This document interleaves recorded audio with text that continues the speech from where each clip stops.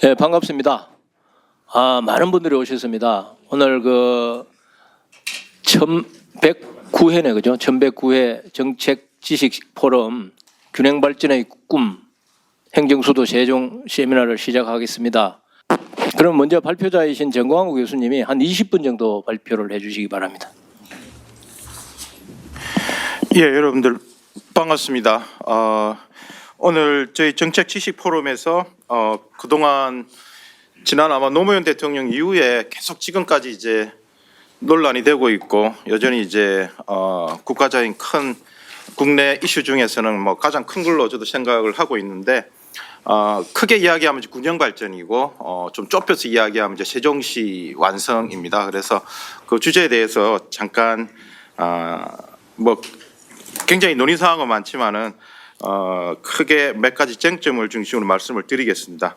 오늘 그 발표한 내용은요, 지금 이 부분은 지난 2023년부터 약 저희가 한 10개월 정도 세종특별시와 같이 서울대 행정대학원이 공동으로 수행한 프로젝트의 그 내용입니다. 그래서 그 내용은 뭐 지금 세종시라든지 다른 여러 뭐 또 서울시 각 국회 용산 뭐 입장들이 있겠지만은 일단은 이제 1차적인 입장은 저희 그 서울대 행정대학원 연구 책임자 즉 개인의 생각이고요. 그래서 뭐 그 부분을 좀 감안해서 들어주시면 감사하겠습니다. 제가 세 가지 나눠서 말씀을 드릴 건데요. 첫 번째는 이제 여러분 잘 아시는 수도권 이제 집중의 문제입니다. 그래서 이게 작년 한국은행 보고서에서도 이제 상당히 조금 구체적으로 지적이 됐습니다. 지금 상황은 수도권이 뭐 굉장히 크죠. 인구도 절반이 좀 넘고요. 저희 뭐 지역 총생산도 이제 절반은 당연히 넘고. 그래서 지금 이게 이제 장점과 단점이 있습니다. 그래서 지금 뭐 장점보다는 지금 단점이 조금 많은 게 아니냐 이게 이제 전체적인 뭐 추세고요. 거기에 대한 여러 가지 이제 논란과 연구 뭐 이런 발표들이 있지만은 가장 큰 문제가 아마 지금 수도권 집중에 따른 여러 가지 그 장점.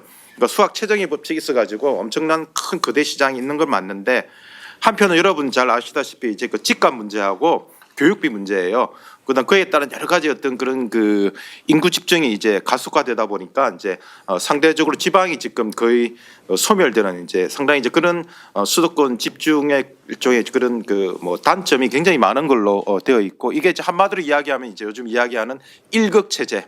뭐 다극이 아니고 그냥 서울 수도권에 서울 중심의 그 일극 체제가 대한민국에 지금 확고하게 지금 정착이 되었다. 이제 그렇게 보시면 될 것 같고 그러다 보니까 지금 이제 저희가 뭐 집값과 교육 문제라든지 지금 그밖에 저출산 고령화 그다음에 이제 여러 가지 그 기업의 생산성 그다음에 저희 인적 자본의 여러 가지 어떤 그런 또 비효율성 문제 이런 게 이제 전체적으로 지금 수도권 집중과 특히 서울 집중과 다 밀접하게 지금 관련을 맺고 있습니다. 뭐 최근에 이제 한국은행 우리 이창용 총재님께서 이제 뭐 전국에 이제 이게 뭐 좋은 대학교와 고등학교를 이제 전국에 분산하면은 이 수도권 집중이 완화될 수 있다 이야기를 하는데요. 뭐 그거보다 더 큰 차원에서 저희가 이제 균형 발전의 이 전략을 지금 이 수도의 문제를 가지고 조금 논의를 해야 된다고 생각을 합니다. 노무현 정부 이후에 저희가 거의 뭐 한 2004년 5년 해서 지금 거의 20년이 지났거든요. 그리고 이제 2012년에 세종시에 이제 정부 부처가 이제 본격적으로 옮겨가기 시작해서 지금은 뭐 세종시가 이제 모든 대부분의 한 80% 이상의 그런 정부 중앙행정 부처 소속 기관 국책도 여러 가지 그 연구소나 싱크탱크가 지금 세종시에 다 밀집이 되어 있습니다. 서울은 쉽게 말하면 정부 행정 정책 역량만 보면은 별로 없어요. 행정부 쪽은 이제 국회하고 용산이 있어서 그냥 버티고 있는 거지. 실제 모든 뭐 실질적인 국가의 그 핵심 뭐 정책 그 결정과 집행은 세종시 그 부처하고 소속 기관에서 다 이루어지고 있습니다. 현실적으로 이제 그게 행정 수도가 된 겁니다. 근데 이 부분을 지금 저희가 아직 그 제도적으로 보완을 못 하고 있습니다. 그러니까 지금 실질적인 이제 행정 수도 역할을 하는데 이제 세종특별시 그 세종특별자치시 설치에 관한 그 법률을 보면은 뭐 그런 내용이 별로 없어요. 중앙부처부터 해가 여러 가지 소속기관 이전해서 뭐 이런 걸 설치하는데 좀 도와주는 뭐 그 정도 뉘앙스로 지금 세종특별자치시 법률이 지금 만들어져 있기 때문에 그 설치에 중점을 두고 또 만들어졌습니다. 그러다 보니까 이게 이제 행정 수도로서의 그 실질적인 기능, 그다음 행정 수도로서의 상징성. 그다음 이제 국가 균형 발전에서 세종시가 갖는 의미 이런 내용이 지금 다 빠져 있어요. 그래서 그 부분이 지금 저희가 세종시하고 행정대학원이 조금 힘을 모아가지고 연구를 했고요. 오늘 그 내용을 뭐 짧게나마 간략히 말씀을 드리고자 하는 겁니다. 지금 그래서 일단 여러분들 뭐 이 배경은 뭐 수도권 집중 지역격차 심화는 이미 지금 다 알고 있는 내용입니다. 지금 그래서 문제가 지금 보면은 지금 이 그래프를 보시면은 이미 이제 우리가 이 최적 규모, 그러니까 우리가 그대 그 집적에 따른 그런 우리가 어떤 그런 그 베너핏이 있는데요. 집적의 이익이 있는 거죠. 그 부분이 조금 넘어선 게 아닌가 이제 그런 이야기를 많이 하고 여기에 대한 뭐 실질적인 증거라든지 규명 이런 걸 많이 해야 되는데 뭐 어떤 측면을 바라보냐에 따라 많이 달라지지만은 어쨌든 지금 그래프가 약간 이제는 수도권 집중이 나름대로 우리 대한민국 전체의 어떤 발전에 조금 코스트를 많이 주는 게 아닌가 이제 그런 이야기를 지금 많이 하고 있습니다. 그래서 지금 보면은 이게 저희만 그런 게 아니고 지금 유럽이라든지 미국 저 글로벌 도시를 보면은 이런 현상에 대해서 비판이 많이 있습니다. 그래서 그 용어가 어떤 게 있냐면 좋은 거 이야기 중에 하나가 슈퍼스타 뭐 이런 이야기 슈퍼스타 시티 그러니까 슈퍼스타 우리를 들면 그거죠. 동경, 런던, 뭐 뉴욕 뭐 이런 겁니다. 그냥 슈퍼스타 시티 중에서 이제 수도와 같이 겸하고 있는 게 파리, 런던, 동경이고요. 이거 엄청 크죠. 그 지역은 그죠. 그 다음에 이제 그 슈퍼스타지만은 이제 그 뭐 수도는 아닌 이제 뉴욕 시티가 있고요. 그러다 보니까 이제 유럽 쪽도 런던, 파리 중심으로 해가지고는 이게 지금 그런 그 집중의 문제. 굉장히 어떤 그 부분에 대해서 비판이 많습니다. 런던도 이제 런던 중심으로 영국이 너무 집중이 되다 보니까 위에 옛날 그 뭐 우리가 이야기한 스코틀랜드 쪽에도 지금 보면은 그죠? 괜찮은 도시들이 지금 많이 있잖아요. 에딘버그라든지 옛날 우리가 아담 스미스가 책 쓴 도시인데 국부론을 굉장히 좋은 도시들이만 영국도 우리나라와 비슷한 현상이 벌어지는 거예요. 그러니까 런던 중심으로 모든 게 다 모여 있습니다. 우리보다 심할 정도로 아마 집중이 되는 걸로 알고 있는데 실제 우리 뭐 집중도는 거기보다 높다고 이야기를 하는데 동경보다도 많고 대한민국이. 근데 어쨌든 그쪽에서도 지금 이 문제의 심각성을 깨안고 지금 그 지역의 그 균형 발전을 위해서 여러 가지 조치를 이미 하고 있더라고 보니까요. 그래서 지금 전 세계적으로 이 글로벌라이제이션이 되다 보니까 대도시 중심으로 모든 경제라든지 자원이 돌아가 볼 수밖에 없는 상황입니다. 그럼 그 상황에서 이제 어떻게 해야 되느냐? 대안으로 나온 게 이제 세컨더리 캐피탈 시티예요. 그 개념이 보니까 그 수도인데 제일 큰 도시가 수도는 아니고 약간 세컨더리 뭐 서드 약간 두세 번째의 어떤 규모나 뭐 이런 뭐 리소스를 갖고 있지만 이제 수도로서 역할을 하는 데가 지금 이제 저희 워싱턴 DC하고 뭐 캐나다의 오타와 그다음에 뭐 호주의 멜버른 뭐 이런 겁니다. 그래서 거기 보면 이제 중앙부처가 들어가 있고 중요한 게 이제 그 지역에 또 이제 워싱턴 DC는 약간 다른데 미국 케이스가 돼서 약간 저기 오타와하고 이제 멜버른 같은 경우 특히 호주 멜버른 이제 호주 국립대학이 거기 가 있습니다. 그래서 지금 세종시를 생각하면 이제 서울대학이 거기 있어야 되는 거죠. 세종시에. 그래 이 모든 게 같이 조금 조화가 돼가 작동이 되는데 저희가 약간 그래서 지금 부처라든지 소속 기관, 국책, 뭐 싱크탱크 이런 걸 다 지금 세종시에 옮겨놨습니다만 아직 완성이 지금 덜 된 상태입니다. 그러다 보니까 이제 행정수도 완성에 대한 그 논의가 계속 나오고 또 행정수도를 어떻게 조금 어떤 식으로도 좀 해야 된다는 논의. 그래서 국회 분원이나 뭐 청와대 집무실을 일부 이전 같은 논의가 이제 계속 나오고 있습니다. 어쨌든 지금 이게 뭐 저희 대한민국만 그런 게 아니고 전 세계적으로 지금 이게 논란이 되고 있는 지금 이슈고 이게 이제 지역 그런 그 균형 발전하고 지금 연결이 됩니다. 지금 현재 미국이 그 트럼프가 저렇게 지금 표를 많이 얻는 것도 지금 뉴욕이라든지 런던 그다음에 뭐 남부의 아틀란타 몇 개 그 대도시 중심으로 모든 게 다 움직여요. 그러니까 옛날 그 북부 공업도시 그쪽은 이미 다 망가져가지고 그쪽에 있는 그 저항력의 백인층은 실업자입니다. 이게 무지 이제 싫어하는 거예요. 글로벌 이쪽 그 라이제이션도 그렇고 뭐 어쨌든 기업가에 대해서도 그렇게 모든 게 다 불만이죠. 그런 문제가 지금 이제 지금 일어나는 그런 그 전 세계적인 포퓰리즘 뭐 이런 거하고도 지역 불균형이 직접적 연관이 지금 되어 있습니다. 그래서 그런 부분이 이제 실제 어떤 그 국가 전체의 발전이나 최근에 그 양극화 문제, 그다음 정치적인 양극화에 있던 포퓰리즘의 문제 이런 게 지금 그 일극 체제의 어떤 그 집중 문제하고 지금 관련이 있다. 이제 그렇게 보시면 될 것 같고 그런 측면에서 상당히 이제 우리도 지금 그 균형 발전을 조금 상당히 심각하게 고려하고 지금 구체적으로 이걸 완성을 해야 되는 그런 시점이 아닌가 생각을 합니다.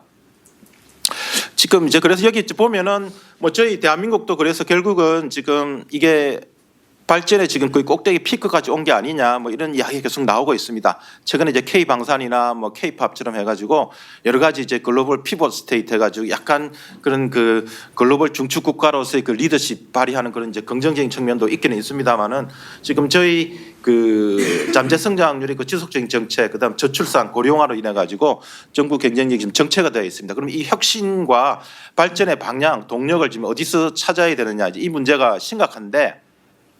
이게 이제 그중에 일부가 이제 균형 발전과 지역의 혁신입니다. 그래서 이 부분을 저희가 조금 수도권에 집중되는 리소스를 약간만 분산을 시켜도 수도권을 계속 살리면서도 그 지금 좀 뭐라 그럴까 좀 과잉 투입되고 있는 혹은 그 한계 효과가 굉장히 이제 마이너스 떨어져 있는 부분을 지방에 좀 옮겨감으로써 이제 우리가 그 혁신의 동력, 균형 발전의 어떤 그런 그 장점 이런 걸 살릴 수 있는 여지가 뭐 있다 이렇게 보고 있습니다. 그래서 지금 저희가 여러 가지 국가 미래 전략을 구상하고 할 때는 핵심 생태계를 구성하고 할 때는 뭐 서울보다는 아까 세종, 뭐 세종보다는 이제 저 울산이나 부울경이나 지금 뭐 광주 뭐 전주 이렇게 지역별로 거점 도시들이 있습니다. 대구, 경북도 있고요. 그래서 그런 부분을 잘 고려해 가지고 국가 균형 발전 측면에서 핵심 생태계를 적극 좀 고려하고 그런 부분에서 대학이라든지 연구소라든지 미래 산업 전략에 대한 투자, R&D 뭐 이런 부분을 좀 같이 고려해서 가는 전략이 필요하다고 생각을 합니다. 그래서 지금 이제 보시면은 뭐 저희 여기 IMD 이제 국가 경쟁력 지수 이런 게 쭉 나오는데요. 최근에 많이 올라갔습니다. 문제가 지금 이 정부 경쟁력이 많이 떨어져요. 이제 여전히 이제 저희 이제 뭐 이 정도 올라가니까 글로벌 그 기업의 경쟁력은 뭐 탑으로 다 올라갔는데요. 여전히 여기 보시면은 정부의 그 효율성이 많이 떨어집니다. 이게 지금 이제 몇 가지 문제가 있는데 하나는 지금 이제 이 세종 수도 완성이 조금 안 됐어요. 그러다 보니 아직도 어정쩡하게 지금 세종시에 계시는 분들 지금 국회에 이제 왔다 갔다 거의 출퇴근하시면서 지금 시간을 다 보내고 있잖아요. 그러다 보니까 여러 가지 이제 그 부정적인 파급 효과가 많이 있습니다. 공무원들도 정책 학습이 안 되고 세종시 고립되어 있다 보니까 이제 글로벌라이제이션 되는 이쪽에 글로벌 소양도 떨어지고 전반적으로 이게 정책 어떤 그 디자인을 하고 이걸 이제 국회나 용산을 뒷받침하는 그런 기본적인 역량이 세종시 정부 부처에서 나오는데 그 부분이 상당히 지금 공백 상태로 가고 있다. 그런 이제 염려를 하고 있는 거죠. 그래서 여러분들이 여기 우리 디지털 플랫폼 과정도 있고 이 지식 포럼 하는 이유도 상당히 그런 부분을 좀 보완하는 데 도움이 됐으면 좋겠어요. 어쨌든 이 부분이 지금 이제 문제입니다. 그래서 결국은 세종시 지금 거의 다 내려왔잖아요. 이 정부의 핵심 기능이. 이 부분을 저희가 잘 살려서 거기 계시는 분들이 진짜 마음껏 글로벌 역량을 발휘할 수 있는 뭐 그런 환경을 조성을 해줘야 되고 거기에 필요한 여러 가지 그 정부의 지원과 제도 보완이 있어야 된다고 봅니다. 그런 측면에서 세종시의 그 행정 수도로서의 그 상징성 이런 부분이 세종 그 특별시 뭐 전면 개정안 이런 부분에 포함이 됐으면 좋겠고요. 뭐 이런 그 관련해서 지금 우리가 글로벌 경쟁력에서 지금 정보 효율성이 많이 떨어지고 있으니까 조금 이런 측면을 고려해 가지고 지금 행정 수도 완성을 조금 하는데 많이 좀 참고가 됐으면 좋겠습니다. 지금 세종시 해당 진단에서 핵심은요.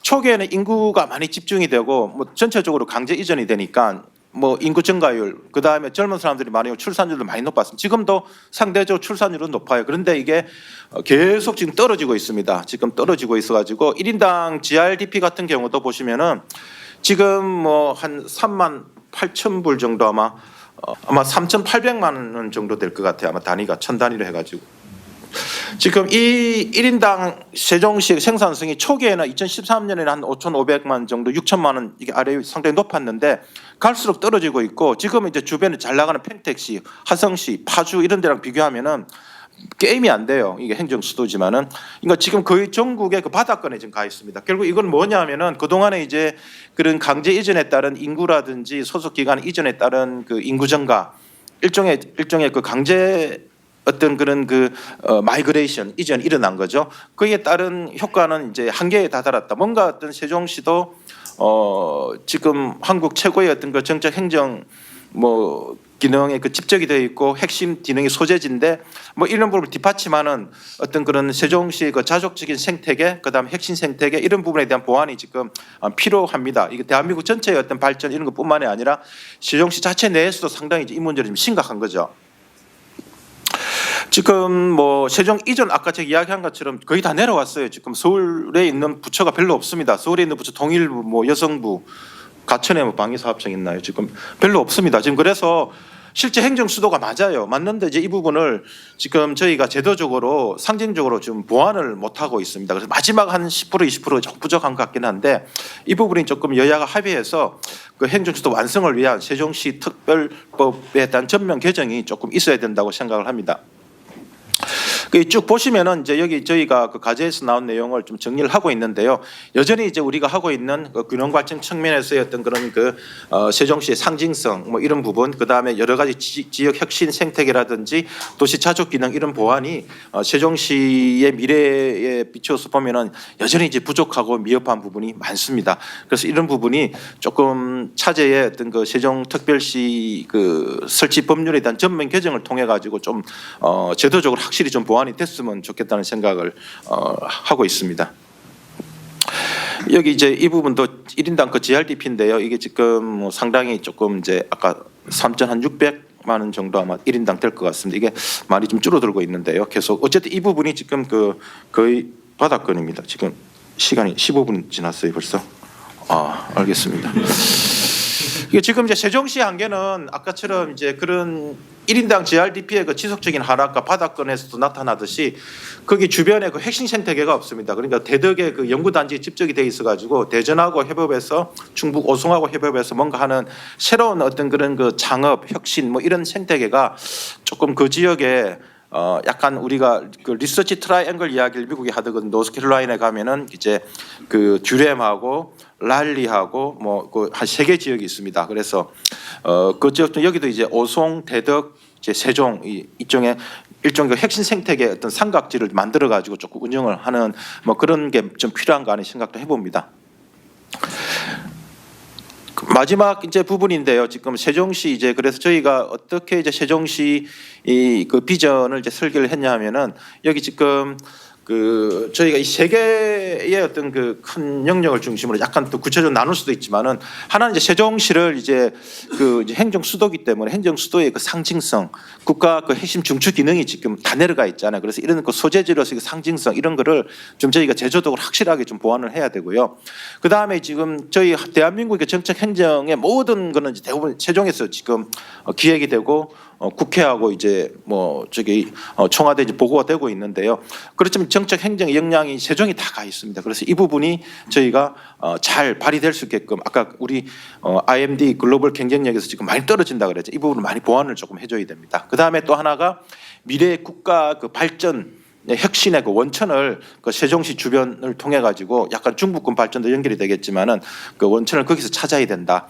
과거에 우리 이제 K 행정의 발전에 여러 가지 그 뭐 경험이 있잖아요. 이 경험은 아직도 최근에 노벨 경제학상이 나왔지만은 대한민국 경제 발전을 설명을 못한다 그러잖아요. 그러니까 우리 나름대로 뭔가 이 부분을 우리 스스로 스토리를 만들어 가지고 세계에 전파하는 뭐 그런 노력이 필요하고.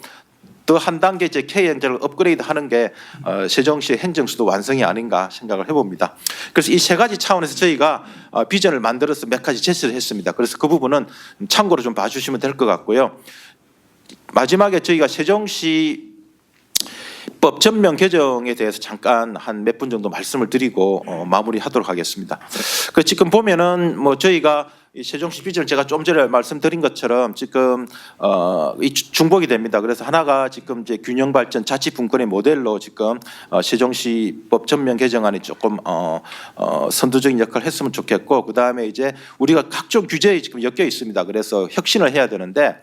우리 뭐 각종 모빌리티라든지 지금 약간 디지털 분야라든지 금융 분야에 규제가 굉장히 많습니다. 기득권이 버티고 있기 때문에 우리 규제 샌드박스 이런 이야기를 하지만은 세종시 지역에 그 규제 프리존을 만들어 가지고 거기서 모든 걸 시도를 해봐라 이런 식의 어떤 규제 혁파존을 중부권에 만드는 게 어떠냐 그런 생각을 또 하고 있고요. 그 다음에 이제 우리 세종특별시장 우리 최민호 씨한테 관심을 많이 갖고 있는데 미래의 그 스마트시티라든지 미래의 그 전략산업 지금 있잖아요. AI, 바이오, 그 다음에 양자 컴퓨팅 뭐 이런 첨단 산업 이런 부분을 우리 대덕에 싱크탱크가 다 있으니까 그쪽에 좀 전략적으로 같이 세종시하고 투자하면 어떻겠냐. 그걸 통해서 지금 미래에 필요한 지금 인재 전쟁이 났잖아요. 저희도 지금 대한민국 인재가 미국으로 다 빠지고 있는데 이 글로벌 인재 전쟁에서 지금 저희가 살아남아야 됩니다. 그래서 이런 부분을 좀 세종시 어떤 미래 비전 설계할 때 같이 좀 담았으면 좋겠다. 그렇게 해서 저희가 비전 설계를 했고 세종 특별자치시 법률 개정안에 이런 내용을 다 포함을 시켰습니다.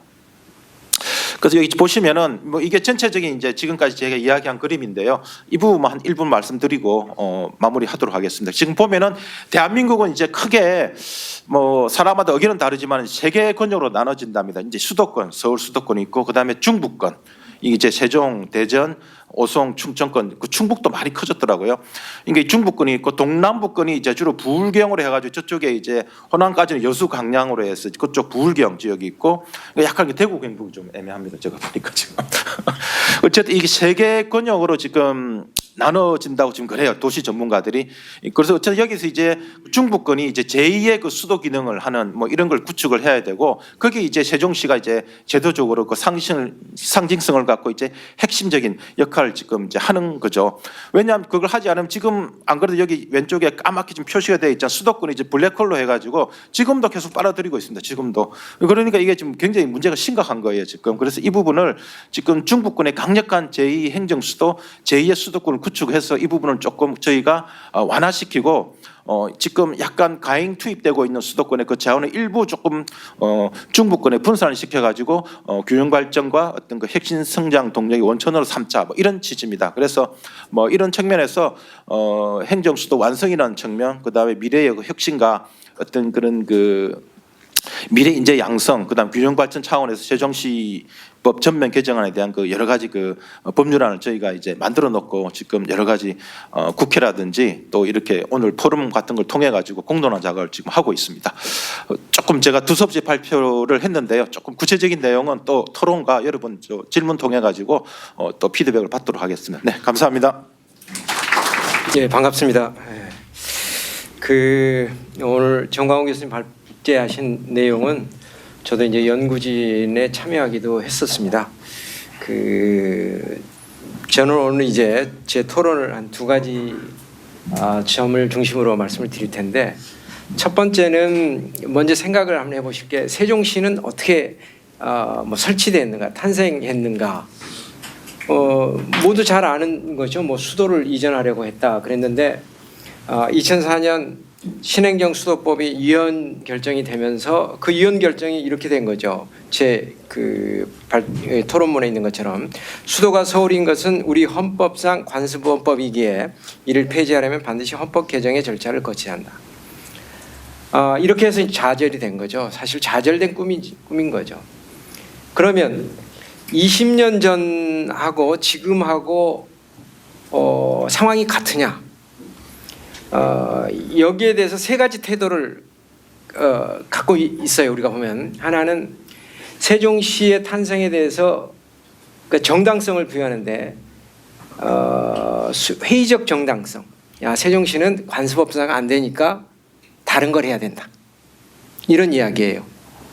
그래서 뭐 흔히 우리가 이야기하는 오늘 창조 지식도시, 뭐 미래 전략도시 이런 이야기를 합니다. 그러니까 이거는 안 되는 일이다. 두 번째는 소극적 정당성을 부여하는 겁니다.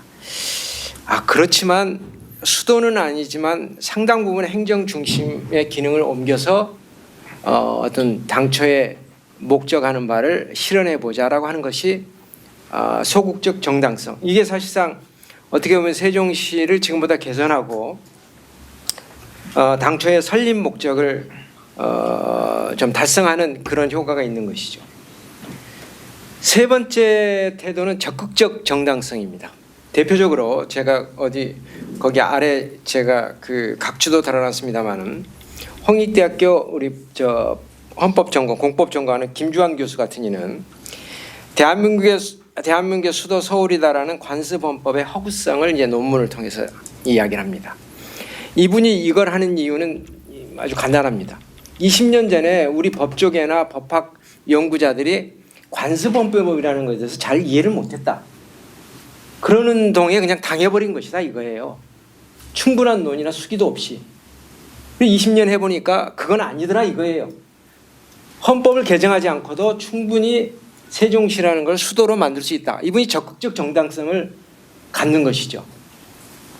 그러면 이런 의견들이 모아진다면은 사실 이번에 제가 첫 번째 논의하는 것은 현재 세종특별자치시 설치 등에 관한 특별법 등에 관한 특별법. 약칭은 세종시 법이라고 합니다. 제주특별법은 제주국제자치 설치 및 제주특별자치 설치 및 국제자치 조성을 위한 특별법은 제주특별법, 강원특별법, 전북특별법이라고 이야기하는데 그냥 세종은 세종시법이라고 약칭해요. 그래서 30개 조문이에요. 그러니까 이거는 완전히 제가 보기에는 현행상 어떤 회의적 정당성을 갖고 만든 법이라는 거예요. 세종시는 관습법상 안 되고 뭐가 안 되니까 그냥 이런 식으로 타이틀을 붙인 것이죠. 그래서 제가 보기에는 이번에 전부 개정을 하는 데 있어서 이제는 회의적 정당성을 벗어나야 된다라는 차원에서 다시 무슨 창조 지식도시 이런 이야기는 과거에 이명박 정부 때 교육과학 중심도시 이래가지고 그때도 난리가 났죠. 그런 또 다른 어떤 소모적인 논쟁이 나타날 것이다. 그래서 당초에 세종시가 탄생하게 된 배경, 최소한 소극적 정당성에서 적극적 정당성으로 옮겨갈 수 있도록 수도라는 말은 들어가야 된다는 게 첫 번째 제 논지입니다. 두 번째는 제가 이제 토론하는 이 관점은 세종시법뿐만 아니라 이번에 전부 개정한 세종시법뿐만 아니라 제주는 아닙니다. 강원, 전북, 뭐 대구, 경북 모든 곳에서 자기를 특별하게 대우해 달라고 이야기합니다. 특례를 달라고. 우리는 이런 사업하고 뭐 한글 문화재능, 양자산업, 뭐 미래 스마트시티 그래가지고는 나라 못 바꿉니다. 우리는 어떤 상태냐면 수도권과 서울이 적대적인 관계입니다. 지방에 사는 사람들은 서울이 자기를 모욕한다고 생각합니다. 서울이 억압한다고 생각합니다. 이 모욕이라는 것은 휴밀리에이트 한다는 겁니다. 그러니까 자존감이 없는 게 자기 스스로 자기 존중을 절하시키는 거예요. 그래서 나를 특별하게 대우하려니까 어떤 사업을 해달라는 거예요. 제주는 아니라고 했습니다. 제주 특별법은 이렇게 두꺼운데 뭐 저보고 전문가라고 하는데 하이수 교수님 전문가시죠. 제주법은 기본적으로 권한을 제주에 달라고 한 겁니다. 그런데 현재 우리나라 뭐 행정 계층상 계층 구조상 권한을 전폭적으로 흔히 우리가 이야기하는 네거티브 방식으로 못 내려 보내줍니다. 구조적으로 안 됩니다. 왜냐하면 중앙과 지방 간의 관계가 지방이 두 개가 있는 게 아니고 광역도 있고 기초도 있어요. 그러니까 중앙의 권한을 배제하고 내려보낼 수 없어요. 그러나 단 세종은 가능한 겁니다. 제가 마지막 페이지에 쭉 한번 봐보시면 포괄적 권한 이양이라는 말을 제가 쓰고 있어요. 이게 세종은 가능한 게 왜냐하면 세종은 국가와 지방 간의 관계에서 둘입니다. 당사자밖에 없어요. 그러면 국토교통부 장관이 가지고 있는 권한 중에 꼭 필요한 권한 빼고는 세종에 다 넘겨주면 됩니다. 한번 마지막 페이지 한번 보시자고요. 제가 토양환경법이라는 이거를 한번 제일 마지막 토양환경법이라는 걸 내가 한번 제주특별법에는 더 쭉 올리세요. 보시면은 374조에 권한 하나하나를 그러니까 환경부 장관이 제주지사에게 넘겨줍니다. 뭐 더 밑에 놓으시면 사망 같은 경우 보면은 그냥 이게 난수표 같아요. 그렇죠? 하나하나 자기가 넘겨줄 것만 넘겨줘요. 그런데 오른쪽에 제가 가상적으로 세종시 법에다가 이렇게 만든 겁니다. 토양환경이라는 것은 이게 외부성이 없다면 세종시장에게 다 넘겨줘도 돼요. 다만 국가가 꼭 해야 될 것 4조 1항부터 몇 개 요거 제외한 것은 시조례로 정해라. 시조례에서 정하지 않는 것은 토양환경법에 따른다. 이게 유일하게 가능한 것이 제주하고 이 세종인데 제주는 기초를 부활한다고 하니까 저게 안 됩니다. 그러면 세종은 꼭 국가가 필요한 권한이에요. 세종시장에 다 넘겨주라. 그럼 우리가 알아서 하겠다. 제가 16분에 시작했으니까 10분이니까 한 2분 남았네요. 예. 제가 이 삼다수 특히 이 표지 있는 걸 제가 이걸 사오면서 이렇게 보여드리는데 이때 이걸 만드는 지사가 신구범 지사라는 분인데 1년 전에 돌아가셨어요. 이분이 뭐라고 했냐면 이분이 만들었어요. 79억짜리 도가 100% 출자한 자본금으로 만든 회사가 95년부터 생산했는데 그동안에 배당을 받아온 게 2,500억입니다. 이분은 최초로 풍력 발전도 이분이 한 겁니다. 이분이 최초로 로또 복권이라는 걸 관광 복권이라는 걸 했는데 나중에 로또 복권 전환되면서 우리가 1년에 2천억씩 받아가고 제주가. 이분이 하는 얘기가 이겁니다. 그 책에 나와요. 제가 그분 이분은 무슨 정신으로 이걸 했는가 그걸 이제 쓴 적이 있는데 이분은 이야기가 나한테 돈을 달라는 건 나는 중앙정부가 돈을 달라고 하는 게 아니니까 제도를 달라. 이 얘기를 한 겁니다. 세종을 그렇게 만들어야지 새롭게 해야지 계속 서울을 적대시하고 수도권을 적대시하고 나이를 특별하게 대우해달라고 하면은 제가 보면은 크게 발전하지 못할 것이라고 봅니다.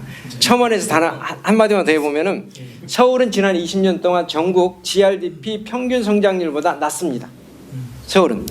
계속 우리가 수도권과 지방을 적대적 관계를 만들면서 서울을 만들면 아까 말씀하신 국가 경쟁력이 계속 떨어질 수밖에 없습니다. 그래서 제가 말씀드린 국가의 패러다임을 바꾸는 측면에서 네거티브 방식으로 어떤 세종시법을 추가를 한번 해보는 게 적절하다 이런 말씀드리면서 토론 마치겠습니다. 이사님. 감사합니다. 이 사회자는 말을 적게 하면은 이게 적게 할수록 도움이 되는데 시간을 조금 몇 초 주시네요. 그래서 저는 신구범 지사에 대한 기억이 저는 그 뉴스에 그 배 그 할복해가지고 저번에 그 뉴스 탄 그것만 기억하고 있었는데 오늘 보니까 상당히 그분이 그 지방 분권 마인드도 있었고 경영 마인드도 있었고 상당히 좋은 일을 많이 하셨구만요. 새롭게 기억할 수 있었습니다. 뭐 추가적인 말씀은 또 나중에 제가 좀 드리도록 하고요. 이어서 우리 최 박사님. 네, 방금 소개받은 서울을 적대시하지 않은 대전 세종연구원 최성은이라고 합니다. 저는 그 세종시의 출연금으로 설치되어서 운영 중인 연구원의 이제 소속 연구자인데요. 지난 7여 년간 세종시의 지위와 발전을 위해 일하고 있습니다. 다른 지역 연구원 연구자들과 달리 저희는 그 시정의 발전과 더불어서 국가 차원의 균형 발전의 꿈의 실현을 위해 고민해 와야 했습니다. 입사 초기 국회의사당에 가서 행정수도 완성을 위해 강력한 시위도 해봤고요. 대통령 제2집무실, 세종 국회의사당 설치, 법원 설치 등을 위한 연구에도 참여해 왔습니다. 오늘 발표를 해주신 정광호 교수님과 또 그 서울대 행정대학원 연구팀에서 2023년 10월부터 2024년 6월까지 되게 오랜 시간 동안 세종시의 미래전략수도 조성방안 수립 연구 용역을 맡아서 세종시의 행정수도 지위 확보를 위한 다양한 논리와 또 세종시법 개정안 마련을 위해 몹시 힘을 써주셨습니다. 연구 용역이라는 것이 다양한 방식으로 추진되곤 하지만 연구진과 세종시 단체장 그리고 공무원 그리고 지역 전문가들이 함께 밤을 새워가면서 연구를 수행한 경우는 매우 드물 것입니다. 그 귀한 연구의 주요 결과들이 오늘 사실 이 발제에 포함되어 있습니다. 이 자리를 빌어 그 고된 과정을 마다하지 않고 세종시를 위해 헌신해 주신 정광호 교수님 그리고 연구진 분들께 진심으로 감사의 마음을 전합니다. 이 자리에 이제 제가 알기로는 공무원분들도 계신 거로 알고 있고 또 교수님들도 계시고 또 학생분들도 계실 거라고 생각합니다. 여러분이 생각하는 세종특별자치시는 얼마나 특별하실까요? 저는 무엇보다 세종시 설치 목적에 대한 대국민 공감대 형성이 필요한 시기라고 생각합니다. 최근 지방자치법의 개정으로 다양한 특별함을 내세운 도시들이 생겼습니다. 앞서 우리 민기 교수님께서 말씀해 주신 제주도만 해도 그 관련된 조문수가 481개에 이르고 강원도는 84개, 그리고 전북은 131개, 그리고 국가를 대표하는 세종시는 30여 개의 조문에 그칩니다.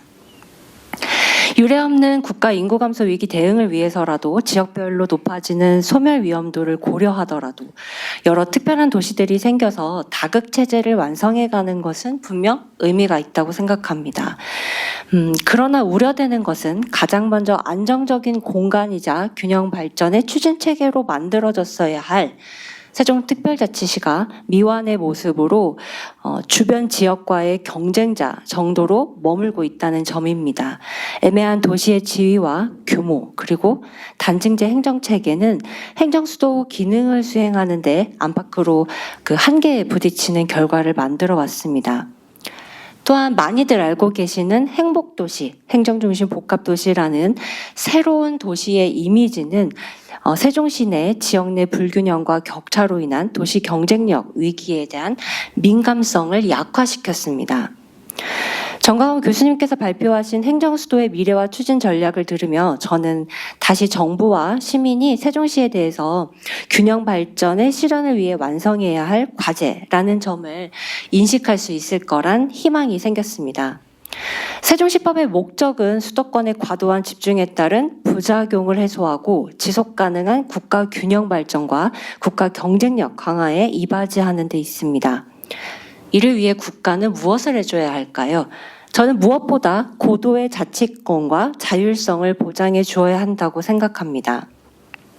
특히 정광호 교수님께서 세종시 설치법 개정의 주요 쟁점을 정치행정 차원과 법리 차원에서 나누어서 이제 설명해 주셨는데요. 제가 보는 2024년 현재 과연 두 차원의 쟁점 중에 더 무게가 실려야 될 게 무엇일지 좀 생각해 보았습니다. 저는 무엇보다 정치행정 차원에서 좀 분주한 움직임이 다시금 필요한 때라고 생각합니다. 세종시는 사실 국가의 성과 목표 관리 대상이라고 해도 과언이 아니기 때문입니다. 모든 국민이 세종시의 제2수도이자 국가 중추도시로서의 완성이 이루어질 수 있는 지위 확보를 위해 힘을 모아주셨으면 좋겠습니다. 두 번째로 낮은 정부의 효율성을 높이기 위해 또는 세종시의 행정 중추 기능을 글로벌한 수준으로 올릴 정책과 전략이 필요한 이 시점에서 서울대 행정대학원과 세종시의 협업은 사실 지역 상향식 전략을 만들었다고 해도 과언이 아닙니다. 이러한 지역 상향식 전략을 도모하기 전에 반드시 충분한 재정 여건과 자치권을 보장한다는 탄탄하고 견고한 제도적 울타리를 국가 차원에서 마련해야 합니다.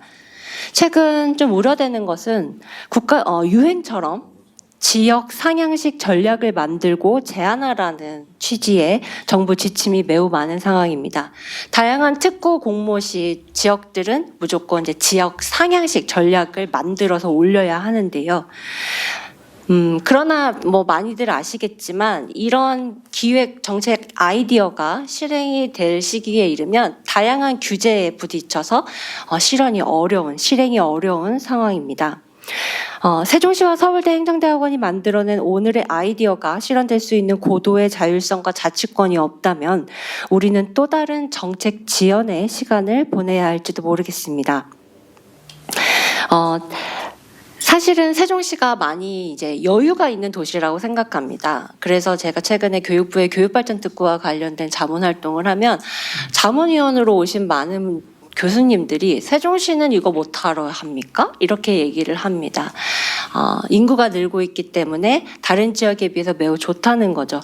하지만 실제 세종시의 재정 자립도나 재정 자주도는 아까 보신 자료보다 좀 낮은 상황이고요.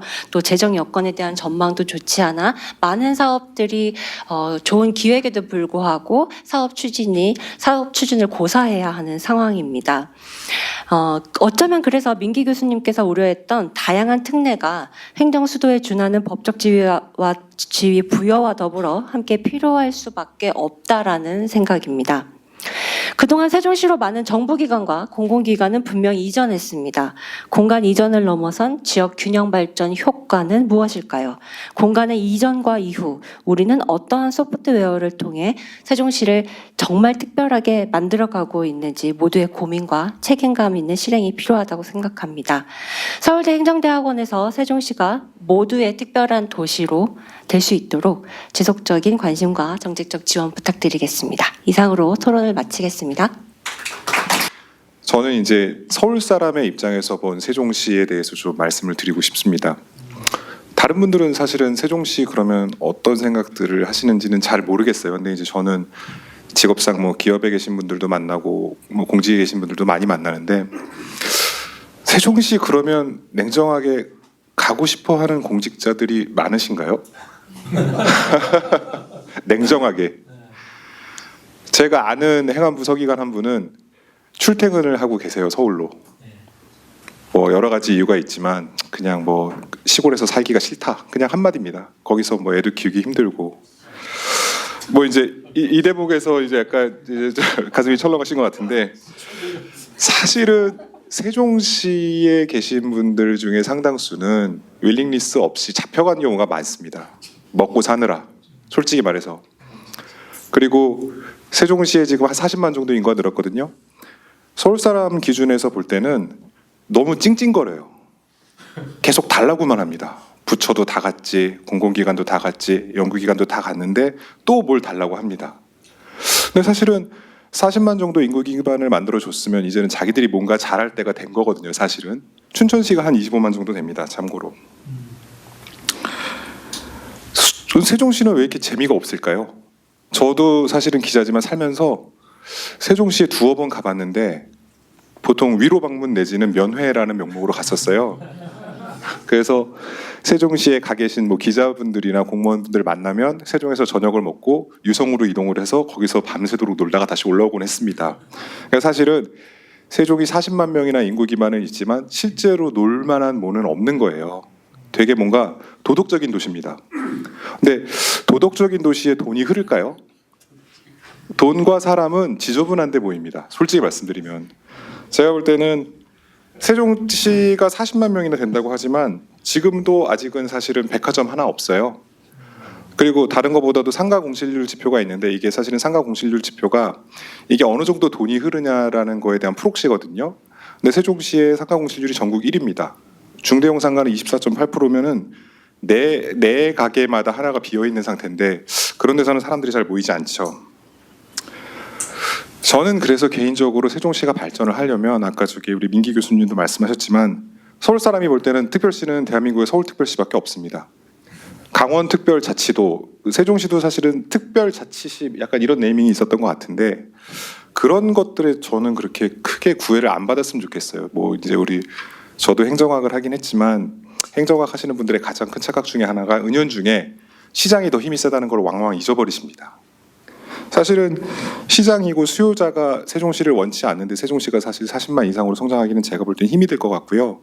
세종시를 왜 가야 하는지에 대해서 한번 좀 뭔가 우리 동네에 와서 놀만한 뭘 만들어줘야 될 것 같아요. 여기서 제가 여기 토론볼에 써놓긴 했지만 서울 시내에서 상가 임대료가 제일 높은 게 북창동입니다. 명동이나 강남역 아니고요. 왜 북창동이 높을까요? 식당들도 허름한데. 거기 20평짜리 상가 하나가 평균 1,087만 원입니다. 월 임대료가. 네, 잘 모르셨죠? 왜냐하면 거기는 직장인들이 100m 이상 이동하지 않고도 1, 2, 3차를 다 해결할 수 있습니다. 네, 그래서 그렇죠. 예전엔 더 했고. 그러니까 실제로 구매력 있는 누군가를 세종시가 끌어당길 수 있어야지 원치 않는 억지 춘향들을 40만 명을 잡아놓은들 그 사람들 주말에 다 빠져나오거든요. 그러면은 앞으로도 제가 볼 때 세종시 발전은 요원할 것 같고요. 사실은 야 북창동은 서울에 있지 않냐 이런 주장도 있을 수 있습니다. 그래서 제가 그 반증 같은 사례들을 갖고 왔는데 여러분 순천시 아시죠? 그 순천만 있는 순천시. 거기가 에버랜드를 제치고 관광지로 1등을 했습니다. 방문객 수 기준 778만 명이었습니다. 에버랜드 방문객은 588만 명, 한 190만 명 많습니다. 그럼 순천시 인구, 전남 인구 계속 줄고 있죠. 순천시 인구는 어떨까요? 그 순천시 인구가 95년에 25만 1,156명이었거든요. 올해 인구는 27만 6천 명이 조금 넘습니다. 그리고 청주공항, 예전에 막 고추 말린다고 욕먹고 그랬었죠. 거기 주차요금 깎아주고 항공편 늘려가지고 대구공항보다 이용객이 더 많습니다. 네, 빅5거든요. 그래서 저는 사실은 세종시가 뭘 달라라고 말하는 세종시라기보단 뭔가 재밌는 세종시, 한번 가보고 싶은 세종시. 그래서 어쨌건 생활인구가 꾸준히 늘어나다 보면 주민등록 인구도 자연스럽게 증가하는 그런 세종시가 됐으면 합니다. 저의 토론은 그리고 제가 요건 찾았어요. 터키도 행정수도로 앙카라를 정했는데 이스탄불 인구의 3분의 1을 따라잡는데 100년 걸렸답니다. 세종시는 너무 마음이 급한 찡찡거리는 마음 급한 어린이 같은 세종시에서 보다 재밌는 청년으로 거듭나길 바랍니다. 감사합니다. 주로 이제 서울에만 사시니까 저 세종시나 저 대구에 사는 이런 사람들 애환을 잘 모르시는 것 같습니다. 그 아까 우리 민기 교수님도 말씀하셨는데 왜 자꾸 달라만 하느냐? 왜 다른 지역에 비해서 예외적인 그 대우를 해달라 그러느냐? 근데 이걸 여러분들도 이제 학교에 계시는 분이나 공무원들 잘 아실 텐데요. 중앙정부 공무원도 그렇고 국회의원도 그렇고 17개 시도 체제에서는 더 이상 지방 분권이 불가하다 이런 입장들입니다. 왜 그렇겠습니까? 자기 권한을 내주기 싫으니까 그 논리를 펴는 거죠. 17개 시도라는 게 자체 역량에서도 차이 나고 고만고만한 사이즈고 하니까 더 이상 주기 어렵다는 이야기죠. 그러면 이제 지방에서 선택할 수 있는 게 뭐겠습니까? 이 특례를 달라는 소리밖에 못하는 거죠. 우리 지역은 좀 특성이 다르고 뭐가 다르니까 그에 기반해서 뭔가 좀 예외적인 인정을 해달라 이거거든요. 그 조치로 가면은 조금 움직입니다. 조금은 움직입니다. 지금까지 움직여 왔고요. 제주도, 강원도, 전라북도, 세종시 이렇게 조금씩 움직여 왔지 않습니까? 움직여 왔는데 세종시는 지금 그 당시에 우리가 세종시 그 설치할 때보다 다른 그 특별자치도가 생기면서 많이 상대적으로 쪼그려져 있습니다. 그러니까 이 행정수도에 준하는 지위를 갖는데 이 전북특별자치도나 후발주자보다 우리가 더 못해. 지금 법률 조문만 해도 아까 비교하시지 않습니까? 강원만 해도 84개요. 전북이 131개고 제주는 841개인데 우리는 30개 조문이다 이거죠. 이게 뭐 수도로서 걸맞는 대우냐 이런 이야기죠. 그러니까 징징거리는 이유가 다 있다. 징징거리는 이유가 있다. 이렇게 보시고 들여다보셔야 돼. 아, 이렇게 하지 않고는 더 이상 내주지 않는다. 이게 첫 번째고. 이렇게 징징거려야 100년 정도 걸리면은 뭔가 위상을 갖추게 될 것이다. 그만 징징거리지 않으면은 200년이 걸릴 것이다. 이렇게 보시면 되겠죠. 자, 이제 이 정도 하시고 이제 플로어에 계신 분들 의견을 한번 받아보겠습니다. 네, 행정대학원의 김도욱 교수입니다. 이건 세종시가 잘 돼야 된다 이렇게 뭐 국가적으로도 중요하고 또 세종시 자체도 중요하다 생각하는데 우선 이게 두 가지 법이 있습니다. 세종시에 관련되는 그 신행정수도 후속 조치를 위한 행정중심 복합도시 건설특별법이 하나 있고 그 다음에 이제 세종시 세종특별자치시에 관한 법이 있는데 이게 서로 안 맞아요. 무슨 말인가 하면 행복도시는 계획구역 그러니까 지도를 보시면 세종시가 쭉 이렇게 있는데 사실은 동그라미 두 개가 합쳐진 거예요. 그래서 아래쪽은 실제로 행정중심 그 중앙 부처들이 있는 그걸 중심으로 해서 강 건너 세종시 중심으로 원을 그리면 그게 이제 계획구역입니다.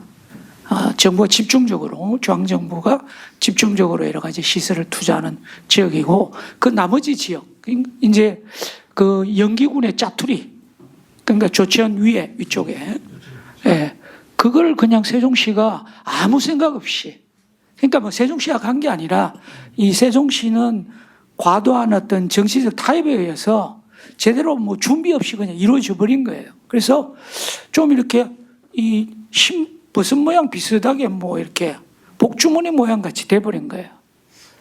그 차라리 이게 계획대로 계획구역만 딱 이제 행정 수도로서 세팅을 됐었으면 좋았겠다. 지금도 제가 지금 지도를 보니까 이거는 공주하고 청주하고 위에 그 이쪽 그 계획구역 아닌 지역을 이 지역을 나눠가지고 이쪽으로 주고 저쪽으로 주고 하면 훨씬 더 어떻게 보면 세종시가 집중적으로 행정 수도로서의 기능으로 발전할 수 있을 것 같은데 지금 시장님 보시면요.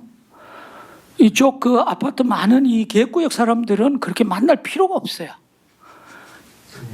이수희 박사님 얘기대로 징징 안 되니까 젊은 사람이고 자기 일이 바쁜데 근데 저 위에 분들은 반대예요. 그래서 시장님의 많은 시간을 실제로 이 행정 수도로서의 기능을 하는 요 지역보다는 오히려 저쪽 구 영기군 쪽 이쪽의 어떤 그 주민들에 대해서 하니까 이게 에너지가 분산되는 거예요. 그래서 그거는 제가 볼 때는 제대로 이제 다시 한번 계획을 세운다면 계획구역을 오히려 약간 넓히되 이걸 좀 체계적으로 재정비할 필요가 있겠다. 여전히 지금 주인이 2명입니다. 행복청장하고 세종시장하고 주인이 2명이에요.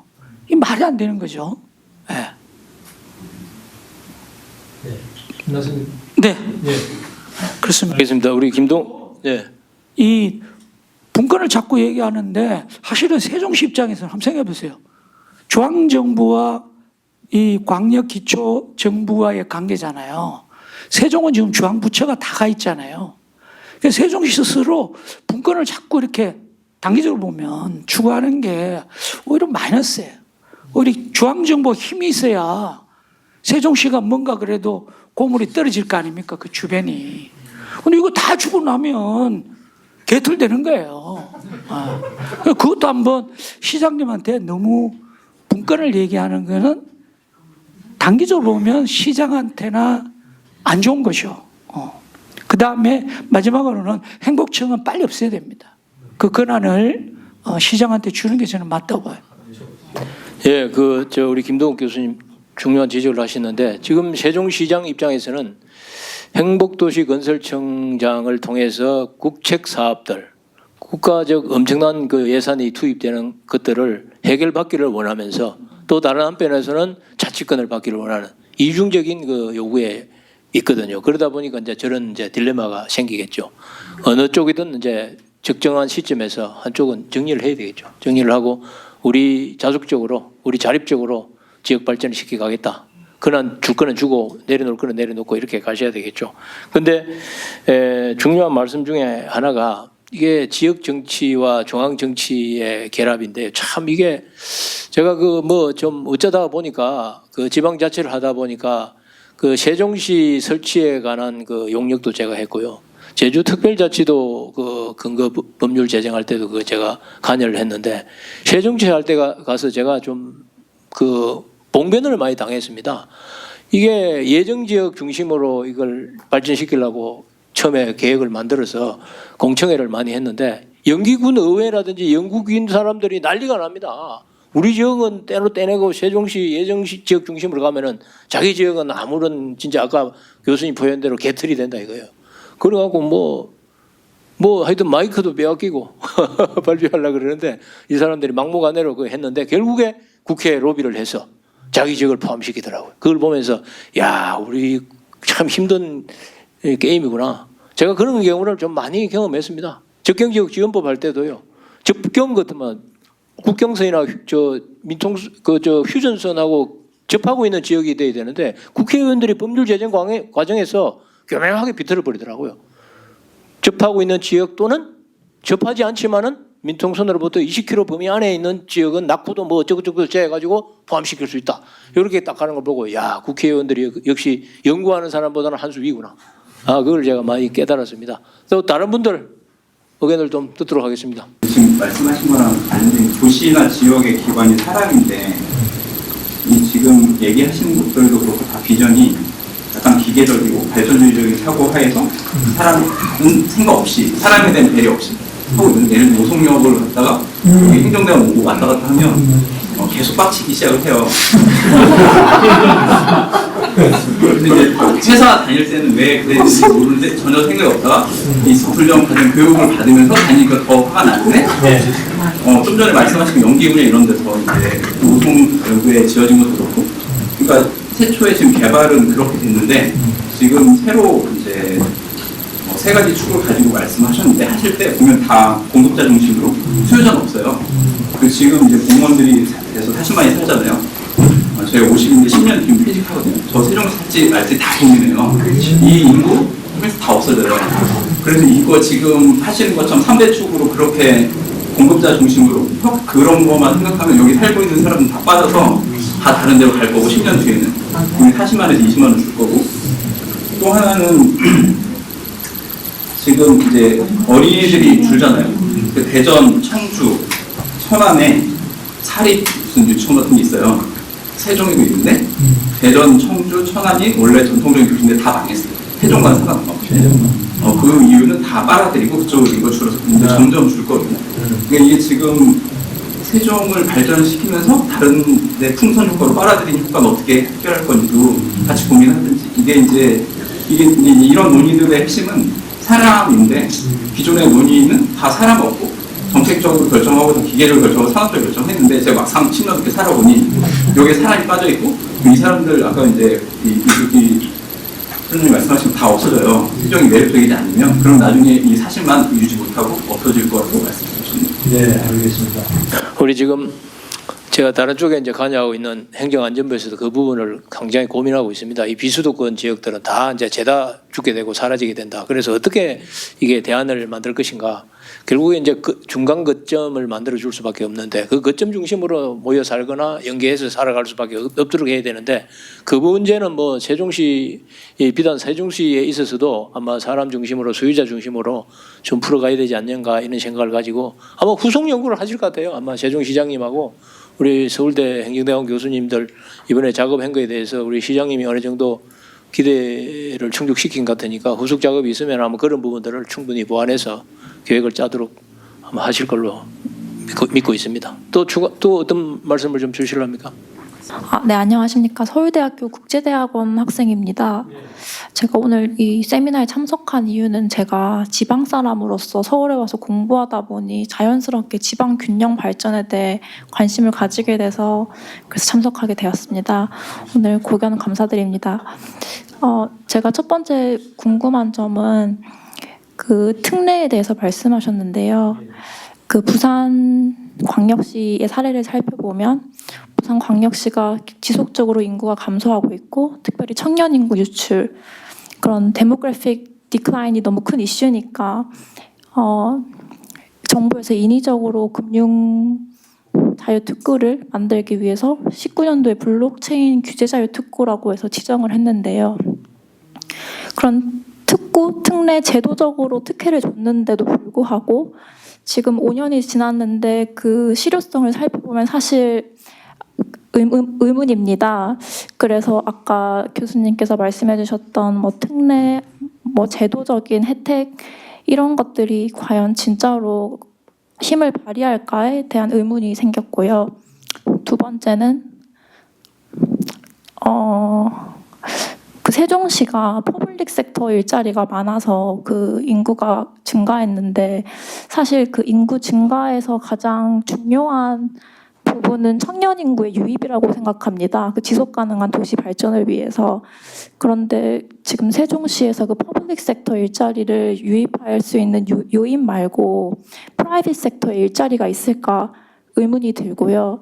그래서 세종시에서 어떤 민간 기업 유치를 위해서는 어떤 뭐 정책이 있을까 그런 것들을 더 고민해야 되지 않을까 하는 의문이 들었습니다. 감사합니다.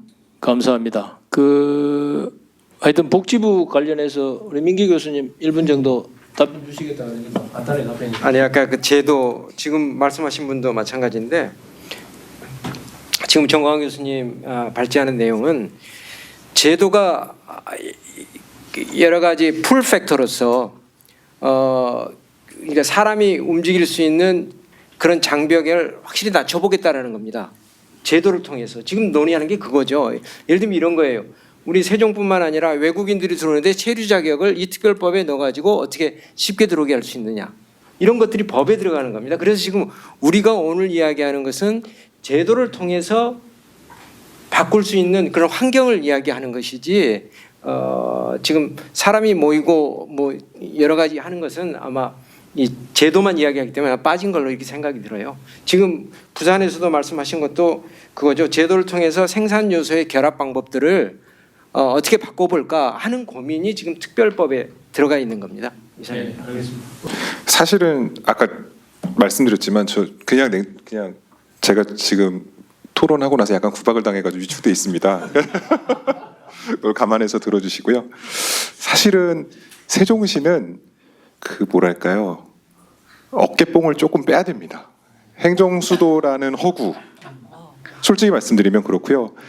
그리고 이 역설적으로 행정수도라는 네이밍 때문에 기업들이 잘 안 가려고 해요. 인근 오송으로 많이 갑니다. 차라리. 그래서 제 생각에는 정주 여건이 좋은 도시 아니면은 뭔가 되게 어트랙티브한 도시. 그래서 제가 여기 그 토론문 자체를 반로하는 투표라고 썼는데 사실은 사람들 발길이 닿을 만한 유인이 뭔가 확실하게 있어야 되거든요. 그러니까 행정도시, 직장이 여기 있으니까 너네 여기 살아라.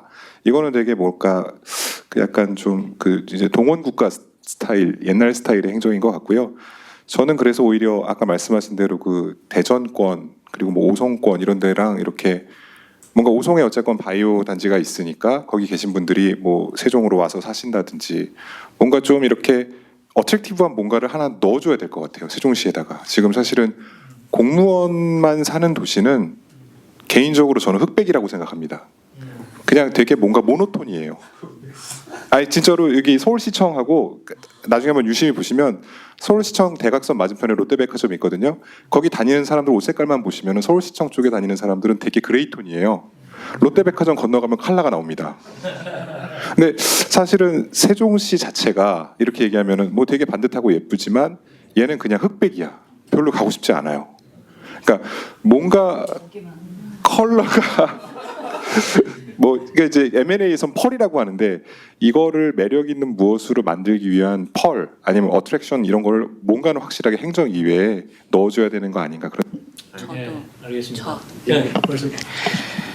일단 그 우리 대학원 선생님께서 말씀하신 얘기를 조금 해드릴게요. 실제 세종시에 이제 2012년 7월에 출범을 했고 출범 초기에는 이런 그 퍼블릭 섹터 즉 중앙정부 기관의 이전으로 인한 공무원들의 대규모 이주로 인구가 증가한 것은 분명한데요. 그 뒤로 세종시의 인구 증가를 견인한 것은 사실은 대규모 아파트 분양 이후에 이제 입주 시기가 겹치면서 초반에는 이제 서울권 중심으로 서울 경기 지역에 이제 사람들이 이주해 왔다면 사실 주변 지역에서의 이제 인구 이동이 좀 해왔습니다. 그래서 사실은 퍼블릭 섹터 일자리가 세종시의 인구 10년간의 인구 전체를 견인했다라고 보기에는 사실은 조금 어려운 측면이 있어요. 하지만 이제 지금 아마 여기 앉아 계신 분들 느끼실 텐데요. 저희 토론자들도 의견이 좀 다를 거예요. 세종시를 보는 관점이 너무 찡찡댄다라고 하고 뭘 더 달라고 한다라고 얘기하지만 지금 보시면 논의의 흐름이 하나는 포양적 권한 이양을 통해서 세종시가 뭔가 다르다는 그런 자치권을 부여해야 된다라는 측면과 여전히 노잼, 무잼 이런 얘기가 나오면서 결국엔 자족 기능을 확충해야 된다. 민간의 일자리를 가져올 수 있는 무언가를 해야 한다가 대체하고 있습니다. 즉 이도 저도 아직은 부족하다라는 얘기거든요. 사람이 아까 그 소명준 서기관님께서 얘기하신 것처럼 사람 중심의 도시가 되기 위해서는 일정 정도의 자족 기능과 1차와 2차와 3차를 할 수 있는 자족 기능과 더불어 우리 중앙일보에서 오셨는데 중앙일보의 세종시 유치를 적극 통해서 우리 서울에서만 사신 이수기 그 부장님을 그런 정주 경험을 통해서 뭔가 발전할 수 있는 전략과 더불어 국가 차원에서 세종시를 만든 본연의 목적 취지에 부합하는 제도적 전략이 같이 아직은 가야 합니다. 그래서 많은 분들이 세종시에 대해서 징징댄다고 하시는데 갑자기 전 이제 오은영 박사님이 떠오르더라고요. 자녀를 키워보신 분들은 다들 아실 텐데요. 아이가 징징대는 건 초보 엄마들이 그 이유를 몰라서입니다. 아이는 이유 없이 울지 않습니다. 세종시 이제 12년 차 맞이했습니다. 여러분들이 생각하는 세종시가 보다 특별할 수 있도록 또 우리 송명준 서기관님이 은퇴 후 세종시에서 저와 함께 오래오래 얼굴을 마주볼 수 있도록 여기 계신 분들 특히 이수기 부장님의 적극적인 언론 플레이와 더불어 또 교수님들의 많은 정책적 지원 부탁드리겠습니다. 이상입니다. 예. 그 우리 최 박사님이 결론 짓다시피 했어가지고 제가 이제 발언할 기회가 별로 없을 것 같은데 우리 조금 시간이 넘었습니다만은 정광호 교수님 마무리 발언 부탁드리겠습니다. 예, 이게 좀 관점이 많이 다르고 저도 약간 생각이 좀 다른데요. 저도 여전히 이제 위에서 연구를 하고 있으니까 아무래도 공급자 중심으로 가고 국가가 주도해서 새로운 전략을 세팅을 하고 시장을 약간 바꾸기도 하고 없는 시장 만들어서 조금 이제 도시 경제를 활성화시키는 그런 사고에 많이 좀 젖어 있는 것 같긴 한데 지금 세종시가 이제 두 가지 딜레마가 있어요. 그러니까 세종시가 이제 행정 수도로 가면은 이게 수도잖아요. 수도 기능을 하기 때문에 세종시 자족 기능 자치 분권이 중요한 게 아니에요. 그럼 세종시장을 시민들이 뽑을 필요도 없습니다. 그냥 대통령 임명해서 시장 운영해서 할 수도 있어요. 국가 수도니까. 그럼 이제 그런 딜레마가 있는 거예요. 그래서 저는 1차적 관심이 이제 그 세종시에 있는 국가 핵심 기능이에요. 정책 결정하고 집행하는 행정부처 소속 기관. 이 기능이 이제 제대로 활성화가 돼야 된다. 글로벌 수준으로 가야 되고 그런 측면에서 세종시 자족 기능하고 이런 게 약간 보완적인 역할을 하는 것이지 거기 일자리 창출 이런 게 중요한 게 아니에요. 솔직히 1차적으로는 국가 어떤 행정 정책 기능이 제대로 좀 할 수 있게끔 하는 그 인프라가 먼저 저는 우선시 돼야 된다고 보고요. 약간 굉장히 공급자 중심이고 국가를 먼저 생각하는 그런 입장입니다. 세종 시민이 일단은 부차적으로 이제 보는 거니까. 그런데 어쨌든 세종 시민이 그 살고 있는 분들의 이제 편리성이나 이제 그 거주 뭐 여러 가지 그런 매력들도 필요는 한데 일단 그거는 약간 2차적인 거예요. 지금 1차적인 건 그 부분이 더 중요하고 그 처음에 박정희 대통령이 이제 백지 개혁을 할 때는 이제 수도권이 그때 서울 시내가 너무 많이 몰리니까 집값부터 해가지고 그린벨트도 만들었는데 너무 힘든 거예요, 서울. 그러니까 이제 분산을 시켰고 또 하나가 이제 그 우리 안보 문제 때문에 그래요. 지금 뭐 미사일 이슈가 서울에 있으나 뭐 세종시나 비슷할 것 같긴 한데 어쨌든 이 리스크를 좀 분산을 시켜야 되니까 이 국가 집적 기능이 다 폭격을 받으면 안 되니까 물론 세종시도 모여 있으니까 폭격 받을 수도 있는데 주변에 조금 어떤 식으로도 좀 이걸 좀 분산을 시키는 이제 그런 부분이 들어가 있거든요. 그래서 저는 일단 1차적으로 이제 세종시 딜레마는 아까처럼 이제 행정 수도 개념을 넣으면은 아까 이제 국가 중심이 그 수도에 맞는 그런 위상과 운영이 들어가기 때문에 그 반대쪽에 있는 자치 분권의 개념은 죽을 수밖에 없어요. 그래서 그걸 밸런스를 어떻게 할지는 모르겠는데 1차적으로는 아까 행정 수도권 수도 기능이 더 중요한 그런 딜레마에 빠지고 뒤에 이제 자족 기능하고 핵심 뭐 이런 여러 가지 그 생태계 조성은 약간 부차적인 문제 같긴 해요. 그래서 주변의 약중부권이라든지 약간 이제 그거는 수도권 비수도권 균형 발전 차원에서 그 다음 단계에서 조금 우리가 좀 균형적으로 고려를 해야 되는데 아까 저는 개인적으로 약간 1단계가 좀 급하다고 보고 있습니다. 네. 우리 대학원생이 말씀하신 중에서 특구제도가 되면은 이게 뭐 지역 발전에 얼마나 도움될 것이냐 이런 주장을 질문을 하셨는데 제가 볼 때는 정확하게 아셔야 될 게 특구제도하고 특례하고는 좀 다른 개념이다 이렇게 보시면 되고 특별자치도하고 특별자치시하고 특별시하고도 다른 개념이라는 점을 말씀을 드리고 싶고요. 이 특구제도 같은 경우는 약간 규제 완화에 초점이 있습니다. 뭐 재정이 더 가거나 권한이 더 이양되거나 그런 게 없습니다. 그렇기 때문에 상당히 한계가 있다 이런 말씀을 드릴 수밖에 없고 특례는 상당히 광범위합니다. 이게 그 장관의 결정 사항을 도지사나 시장에게 이양할 수도 있고 또 법령으로 정하는 사항을 조례로 넘길 수도 있고 그 다양한 사항을 포함하기 때문에 조금 차원이 다른 개념이다 이런 말씀드리겠고요. 그다음에 이제 민간 프라이빗 섹터의 일자리 창출이 얼마나 있느냐 이런 주문을 하셨는데 우리 김동욱 교수님 잘 아실 것입니다. 이게 세종시 수정안을 채택하지 않고 원안을 채택하는 순간 그 부분은 우리가 감수를 해야 될 문제입니다. 지금은 이제 욕심이 생기다 보니까 이 문제도 자꾸 이제 더 하려고 이렇게 시도는 하는 거죠. 그런데 시도를 나쁘게 볼 수는 없고요. 그게 이제 저는 당연한 그 시장으로서 역할이라고 보고요. 또 저는 한편으로 이렇게 봅니다. 이렇게 지속적으로 요구하지 않으면 중앙부처에서 끔찍도 안 합니다. 왜 자기가 가지고 있는 권한을 내놓고 싶겠습니까? 계속 요구하고 징징거리고 주장하고 이래 해야 조금이라도 저 친구들 우리 총선하고 대선할 때 저거 뭔가 영향을 끼칠 지역 같는데 뭐라도 조금은 줘야 될 것 같다 싶으면 좀 내주지 않겠습니까? 평소에 그렇게 해놔야 조금이라도 내주지 안 내준다 이런 이야기고요. 두 번째 제가 말씀드리고 싶은 거는 행정수도라는 용어가 과연 성립될 수 있느냐 이런 문제죠. 그리고 신행정수도 후속 대책을 위한 행정중시 복합도시 건설에 관한 특별법이지 않습니까? 후속 대책. 행정수도가 아니라는 이야기입니다. 한마디로. 그러면 이 행정수도를 어떻게 우리가 디파인하고 넘어갈 것이냐. 법률상으로도 디파인 되는 데가 전혀 없어요. 이제 그런 문제를 우리가 좀 심도 있게 스터디해야 된다. 잘 아시겠지만 수도는 중앙정부가 위치하는 도시를 수도라 그러거든요.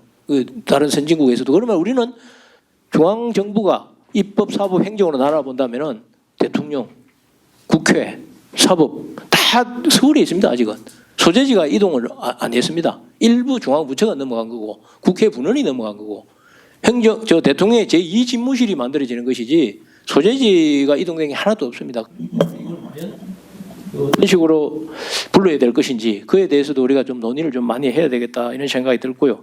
어쨌든 오늘 완전히 우리가 해결되지 않는 문제입니다만은 많은 특례를 주고 많은 권한이 넘어간다 하더라도 우리 공공부문이 차지하는 역할은 별로 많지 않습니다. 지역 발전에 있어서. 예를 들어 생각 한번 보시죠. 의료, 일자리, 문화, 환경 이런 것들은 우리 공공부문에서 할 수 있는 게 그렇게 크지 않습니다. 그렇기 때문에 사람 중심이 중요하다. 사람이 이동시켜야 된다. 사람을 끌어들여야 된다. 그런데 과연 공공부문의 권한을 이양시킴으로 인해서 얼마나 그런 데 기여할 것인가. 이것도 우리가 한번 고민을 해야 될 문제고 여러 가지 이제 복잡한 문제가 뒤섞여 있기 때문에 그래도 우리 공공부문에서 할 수 있는 부분을 중심으로 이야기를 전개할 수밖에 없다는 이런 이제 말씀을 드리면서 끝을 맺을까 합니다. 감사합니다.